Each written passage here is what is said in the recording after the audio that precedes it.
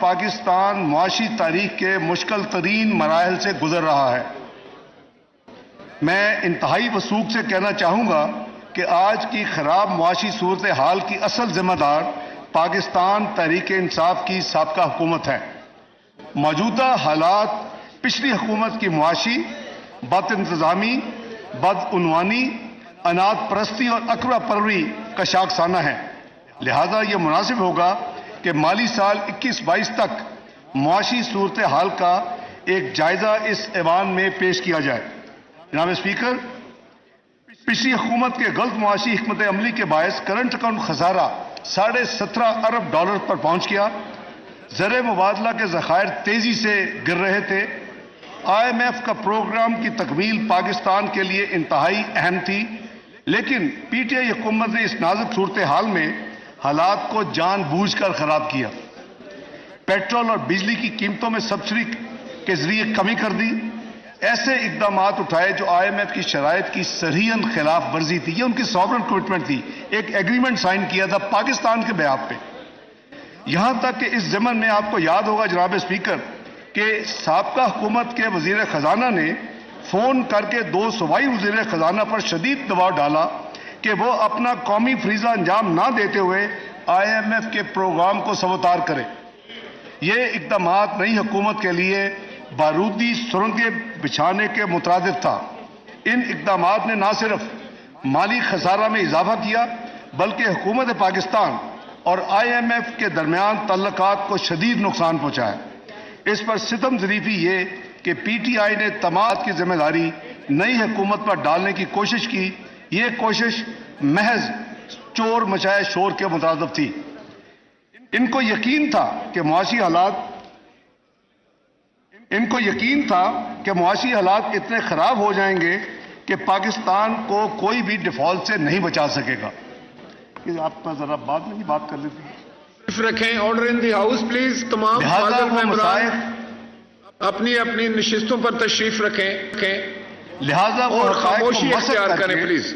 جناب اسپیکر، لہذا وہ حقائق کو مسخ کر کے ان کی ذمہ داری آنے والی یعنی موجودہ حکومت پر ڈالنے کی پوری کوشش کی گئی۔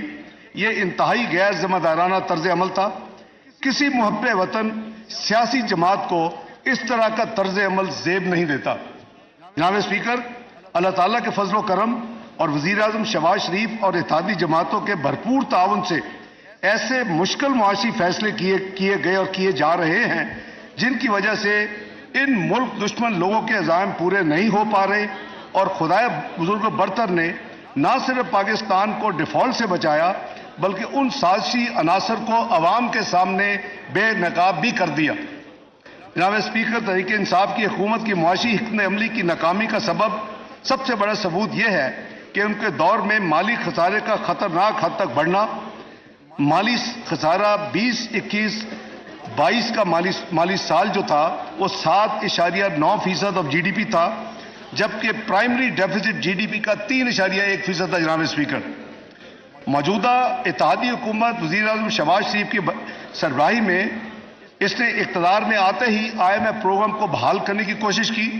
حکومت کو اس وقت بھی علم تھا کہ پاکستان کو معاشی بحالی کے لیے انتہائی تکلیف دہ اقدامات کرنے پڑیں گے، جس کی وجہ سے عوام کو مہنگائی اور غربت میں اضافے کا سامنا کرنا پڑے گا۔ روپے کی قدر میں کمی اور انٹرسٹ ریٹ میں تیزی سے اضافے کے نتیجے میں معاشی مشکلات میں اضافہ ہوا، لیکن حکومت نے سیاست نہیں ریاست بچاؤ پالیسی پر عمل کیا۔ اپنی سیاسی ساکھ کی قربانی دے کر معیشت کی بحالی کو جناب اسپیکر ترجیح دی۔ جون 2018 میں پاکستان کا پبلک ڈیٹ تقریباً 25 ٹریلین یا 25,000 بلین روپے تھا۔ PTI کی معاشی بد انتظامی اور بلند ترین بجٹ خساروں کی وجہ سے یہ قرض مالی سال 2021-22 میں 49 ٹریلین یا 49,000 ارب تک پہنچ چکا۔ اس طرح پچھلے 4 سالہ دور میں جتنا قرض لیا گیا وہ 1947 سے 2018 تک یعنی 71 سال میں اس قرض کا 98% کا اضافہ کر دیا صرف 4 سال میں۔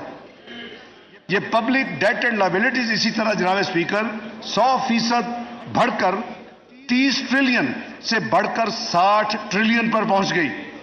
जून 2018 में एक्सटर्नल डेट एंड लायबिलिटीज यानी हमारा फॉरेन करेंसी की जो लायबिलिटीज हैं वो 95 अरब डॉलर थी, जो कि जून 2022 तक 130 अरब डॉलर तक पहुंच चुकी थी।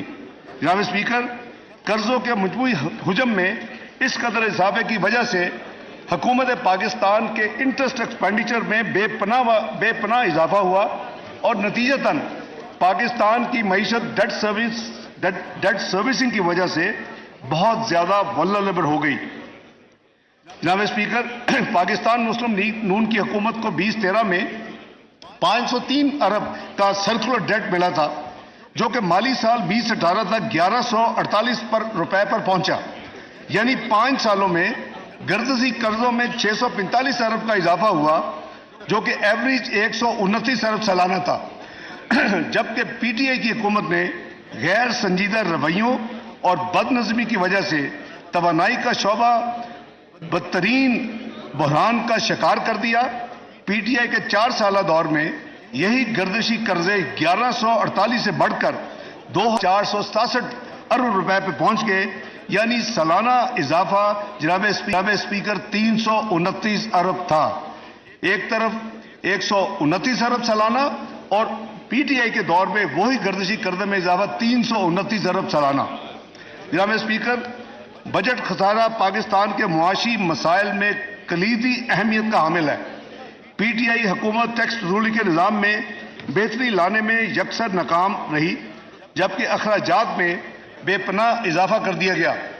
यही वजह है कि पीटीआई के 4 साल दौर में जीडीपी के तनासब से औसत बजट खसारा पाकिस्तान मुस्लिम लीग नून के 5 साल दौर से तकरीबन दुगना था।